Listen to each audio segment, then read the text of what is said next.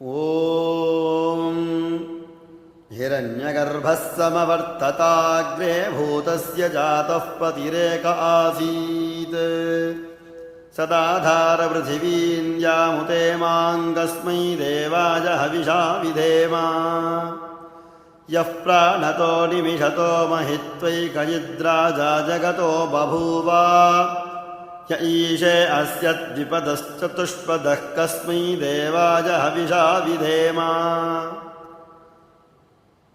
य आत्मदा बलदा यस्य विश्वमुपासते प्रथिशं यस्य देवाः यस्य छायावृतं यस्य मृत्युः कस्मै देवाय हविषा विधेम।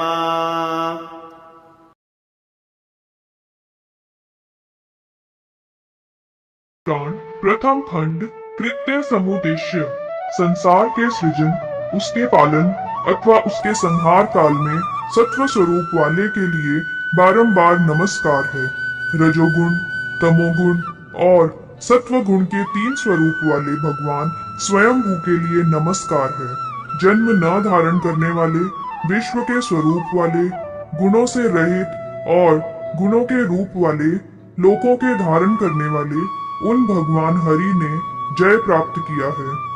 समस्त लोकों के रचने वाले, सबके ज्ञाता, पराजित ना होने वाले, भूत, भविष्यत और वर्तमान काल के प्रभु सत्पत्ति, अनुपम ज्ञान के स्वरूप और उन जगतों के स्वामी का ज्ञान, वैराग्य तथा ऐश्वर्य और धर्म, ये चारों सत्पुरुषों के द्वारा सेवन करने के योग्य है।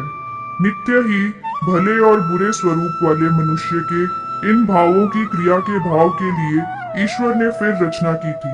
लोकों की रचना करने वाले और लोकों के तत्वों की ज्ञाता, योग के जानने वाले भगवान ने योग में समास्थित होकर समस्त स्थावर और जंगम जीवों की रचना की थी। पुराण के आख्यान की इच्छा वाले मैंने व्यापक सत्पत्ति लोकों के साक्षी विश्वकर्मा उन प्रभु की शरण ग्रहण की है। लोक तत्व के अर्थ वाले वेद के समान संपूर्ण पुराण की भगवान प्रजापति ने वशिष्ठ मुनि के आगे प्रशंसा की थी, अर्थात उनको पढ़ाया था।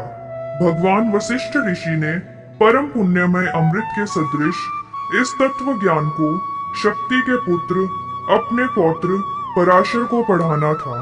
प्राचीन काल में भगवान पराशर ने इस परम दिव्य और वेद के ही सदृश पुराण को जातुकर्ण्य ऋषि को पढ़ाया था। विशेष ज्ञान रखने वाले जातुकर्ण्य ऋषि ने इसका ज्ञान प्राप्त करके इस सनातन पर ब्रह्मा को द्वैपायन के लिए प्रदान किया था।